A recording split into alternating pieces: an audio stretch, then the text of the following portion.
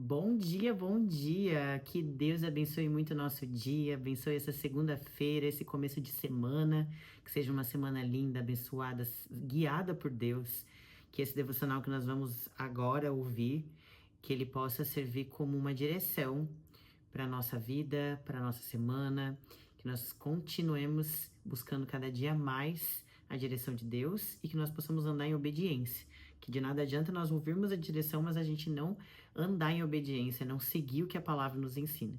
Então eu oro para que todos nós, eu e você, nós possamos andar em obediência, seguindo o que a palavra nos ensina.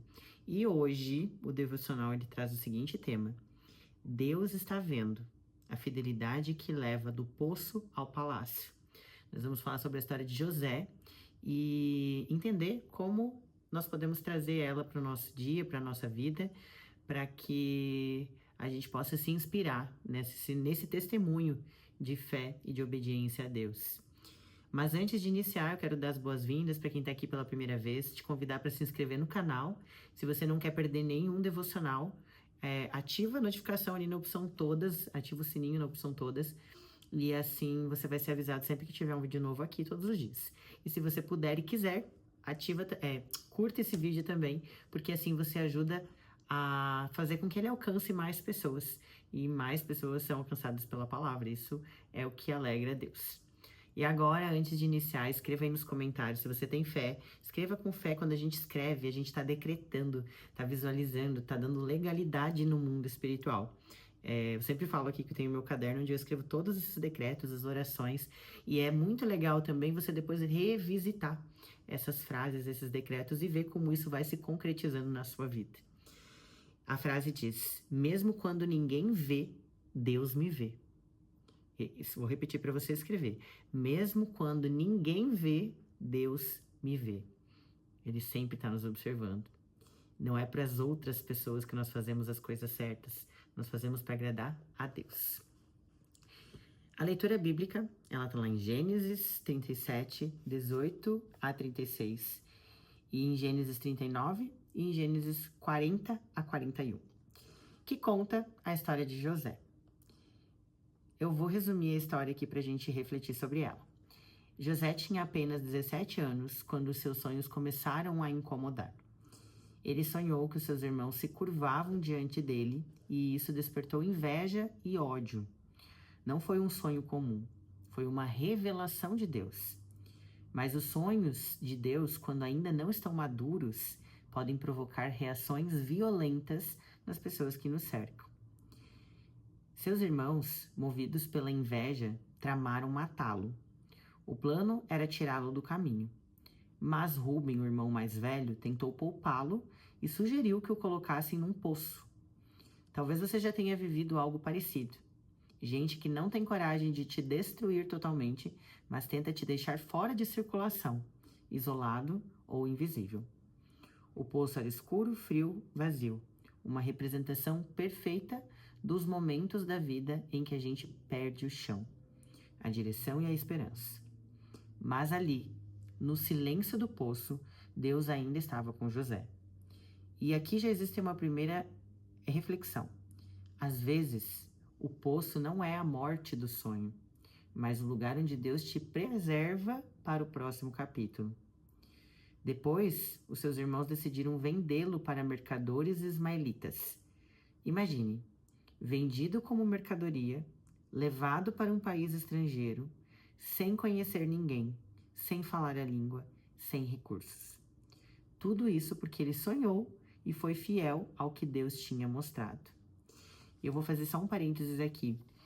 Não só ele foi fiel, mas ele contou os sonhos dele para as pessoas que ele não deveria ter contado. E é muito importante a gente fazer essa reflexão aqui, porque às vezes a gente fica tão feliz com um desejo que a gente tem no coração, com uma promessa que Deus coloca no nosso coração, com uma revelação, com uma profecia, e nós queremos contar para as pessoas que estão ao nosso redor, porque a gente está feliz e quer compartilhar. Mas muitas das vezes essas pessoas que estão ao nosso redor, às vezes pessoas muito próximas de nós, elas não estão prontas para ouvir, para ver o nosso sucesso, para ver e saber das maravilhas que Deus tem preparado para nós. Então, a primeira reflexão aqui é que nós temos que tomar cuidado para quem nós contamos. Às vezes, a gente tem que preservar para nós, deixar entre nós e Deus, ou em quem você tem certeza que torce pelo teu sucesso. Porque as pessoas que estão ao seu lado não significa que elas torcem para que você esteja bem. Então, a gente tem que tomar essa precaução. Mas, seguindo, isso também nos ensina que muitas vezes obedecer a Deus não te leva imediatamente para cima. Às vezes pode te levar para baixo, mas sempre vai te levar para o propósito. Às vezes a gente acha que está retrocedendo, mas é necessário para Deus limpar o que precisa ser limpado, tirar o que precisa ser tirado para nos preparar para o próximo nível. E no Egito, José foi parar na casa de Potifar, oficial do faraó. E mesmo como escravo, a Bíblia diz que o Senhor estava com ele, e tudo o que ele fazia prosperava. Potifar confiou tanto em José que colocou tudo sob os seus cuidados. E aqui vemos algo poderoso. A unção e o favor de Deus não dependem do título que você carrega, mas da fidelidade que você vive. Só que veio o teste. A esposa de Potifar começou a assediar José. Ele tinha todas as razões para ceder. Estava longe da família, poderia satisfazer seu desejo momentâneo, ninguém saberia, porque Potifar estava viajando. Mas ele disse: como poderia eu cometer tamanha maldade e pecar contra Deus? Isso é integridade.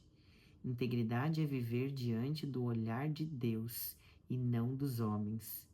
Não fazer algo errado, não porque você vai ferir a outra pessoa, mas porque você está pecando contra Deus. E por manter a sua integridade, ele foi falsamente acusado e lançado na prisão. Mais uma vez, José fez tudo certo e sofreu injustamente. E aqui vem uma dor que muita gente sente hoje. Você trabalha duro, você é honesto, é leal, mas parece que só colhe ingratidão.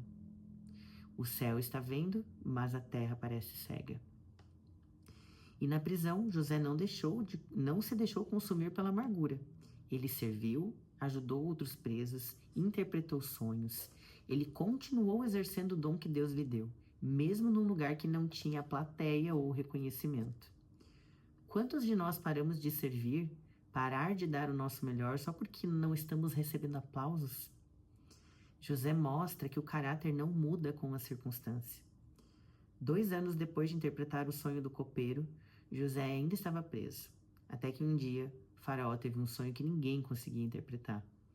O copeiro lembrou-se de José, depois de ter esquecido dele, e ele foi chamado. Em poucas horas, José passou de prisioneiro a governador do Egito.